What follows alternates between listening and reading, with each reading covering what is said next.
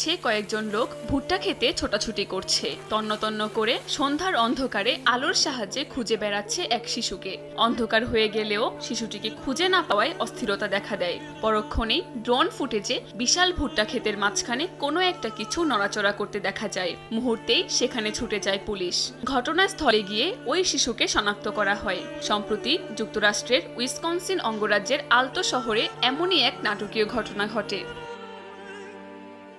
Thermal প্রযুক্তির অত্যাধুনিক drone ক্যামেরার সাহায্যে খুব সহজেই এই শিশুকে উদ্ধার করে পুলিশ। গত 25 আগস্ট ওই ঘটনা ঘটলেও শুক্রবার এর ভিডিও প্রকাশ করা হয়। অন্ধকারের মধ্যেও কোনো কিছুর অবস্থান নির্ণয়ে সক্ষম এই বিশেষ ড্রোন ব্যবহার করে স্থানীয় আইন প্রয়োগকারী সংস্থা। বিশাল ভুট্টা ক্ষেতের মধ্যে দ্রুততম সময়ে শিশুর অবস্থান নির্ণয়ে সক্ষম হয় এই ড্রোনটি। স্থানীয় সংবাদ মাধ্যম জানায়, শিশুটি হেঁটে তার বাড়ির পেছনে ভুট্টা খেতে চলে যায়। অনেক খোঁজাখুঁজি করেও না পাওয়ার পর স্থানীয় আইন প্রয়োগকারী সংস্থাকে জানানো হয়। পরে থার্মাল স্ক্যানার সম্পন্ন ড্রোন ব্যবহার করে শিশুটিকে সুস্থ অবস্থায় উদ্ধার করে। কাকুলি আখতার, সময় সংবাদ।